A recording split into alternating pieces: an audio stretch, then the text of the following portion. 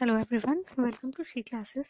आज हम जानेंगे इंडियन नेशनल कांग्रेस के बारे में, कैसे इंडियन नेशनल कांग्रेस की स्थापना हुई और इंडियन नेशनल कांग्रेस को बनाने का एम क्या था। तो शुरू करते हैं। इंडियन नेशनल कांग्रेस की स्थापना 1885 में ए.ओ. ह्यूम ने की थी। ए.ओ. ह्यूम एक रिटायर्ड इंग्लिश सिविल सर्वेंट था। इंडियन नेशनल कांग्रेस की स्थापना के बाद इंडियन नेशनल कांग्रेस का फर्स्ट सेशन जो हुआ था वो बॉम्बे में हुआ था और प्रेसिडेंट थे डब्ल्यू.सी. बनर्जी। सेकंड सेशन जो हुआ था वो कलकत्ता में हुआ था और इसके प्रेसिडेंट जो थे वो थे दादा भाई नौरोजी, जिन्हें great grand old man of India भी कहा जाता है।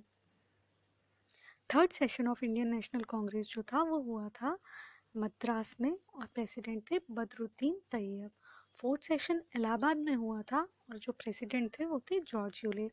1890 का जो कांग्रेस का सेशन था उसको एड्रेस किया था कादम्बिनी गांगुली ने, जो कि फर्स्ट विमेन ग्रेजुएट थी कलकत्ता यूनिवर्सिटी की। तो अब हम जानते था वो था कि इंडिया के जो डिफरेंट पार्ट्स में लोग रहते हैं उनके अंदर एक फ्रेंडली रिलेशंस को बनाना, या जितने भी पॉलिटिकल वर्कर्स हैं जो डिफरेंट पार्ट्स में रहते हैं कंट्री के, उनके अंदर एक फ्रेंडली रिलेशन को प्रमोट करना। जैसे कि हमारे देश में अलग अलग कास्ट और रिलीजन के लोग रहते हैं, तो उनके अंदर एक यूनिटी को डेवलप करना, एक नेशनल यूनिटी की फीलिंग को डेवलप करना और उनके अंदर एक पब्लिक ओपिनियन को क्रिएट करना। नेक्स्ट, जब इंडियन नेशनल कांग्रेस का फॉर्मेशन हुआ तो जो हमारे लीडर्स थे नेशनलिस्ट, उनके द्वारा जो डिमांड्स थी कुछ जो कि वो चाहते थे ब्रिटिश कॉलोनियल रूल से, ब्रिटिश गवर्नमेंट से जो हमारे यहाँ पे शासन कर रहे थे। तो इनमें से कुछ जो डिमांड्स थी वो हैं, फर्स्ट जो थी वो कॉन्स्टिट्यूशनल रिफॉर्म्स चाहते थे, यानी कि कॉन्स्टिट्यूशनल सुधार चाहते थे। तो क्या कॉन्स्टिट्यूशनल सुधार चाहते थे हमारे नेशनलिस्ट?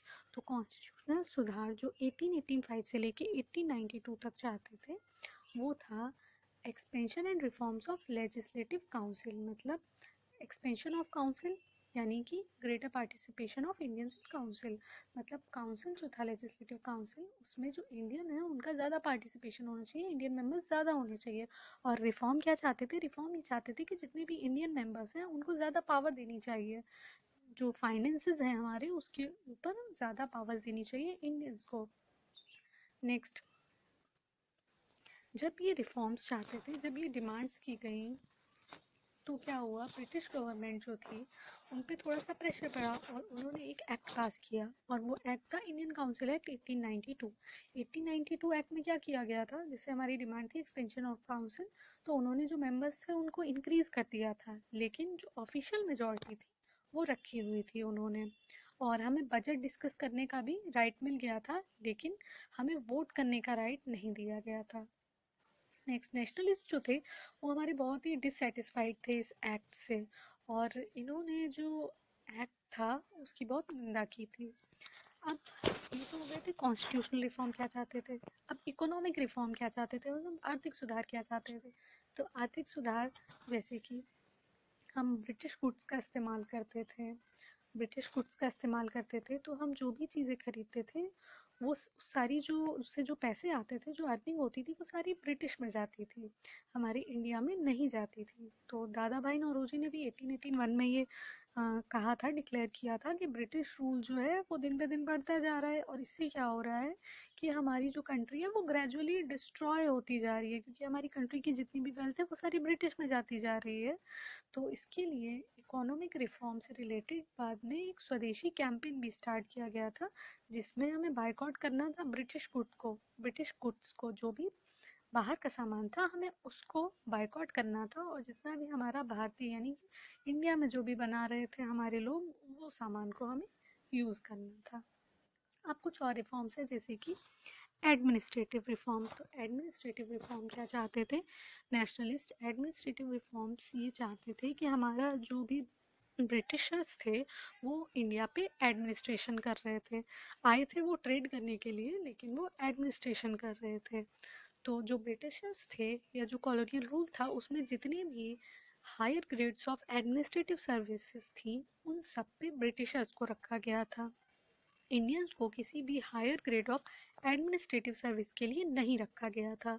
तो जो भी उनके एम्प्लॉयज़ थे, जो ब्रिटिशर्स थे और हायर पोस्ट पे थे, उनको वो बहुत ज़्यादा सैलरी पे करते थे।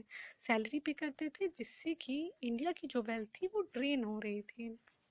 नेक्स्ट, अब नेशनलिस्ट जो थे वो ये चाहते थे कि इसका इंडियनाइजेशन हो जाए, कि हमारा जो एडमिनिस्ट्रेटिव सर्विसेज है उसमें इंडियन ज़्यादा रहेंगे तो हमारी वेल्थ ट्रेन नहीं होगी। और क्या चाहते थे, और चाहते थे कि हमारे जो इंडियन लेबर्स हैं जो अब्रॉड में गए हुए हैं, ब्रिटिश में या अदर कंट्रीज में गए हुए हैं, उनके साथ फेशियल डिस्क्रिमिनेशन ना हो। और चाहते थे कि हमारा जो इंडिया में जो भी वेल्थ है वो किस पे खर्च की जाए, तो वो हमारे वेलफेयर पे खर्च की जाए। वेलफेयर पे जैसे हमारे हेल्थ, सैनिटेशन, एजुकेशन में खर्च की जाए, जितना भी हमारा एग्रीकल्चर बैंक्स हैं उनका इम्प्रूवमेंट किया जाए, ताकि जो इंडिया के लोग हैं वो अपने इंडिया में रहकर अच्छे से सर्वाइव कर सकें। नेक्स्ट, कुछ राइट्स थे जो हमसे छीन लिए गए थे ब्रिटिश कॉलोनियल रूल में। तो नेशनलिस्ट जो लीडर्स थे वो चाहते थे कि वो हमें सारे के सारे राइट्स जो हैं वो मिल जाएं। जैसे कि 1897 में बाल गंगाधर तिलक जो थे उनको अरेस्ट कर लिया गया था, और जो उसी टाइम पे पूना के दो लीडर्स थे नाटू ब्रदर्स, उनको भी डिपोर्ट कर दिया गया था बिना ट्रायल के। तो इससे कंट्री में जो था बहुत सारे प्रोटेस्ट चल रहे थे।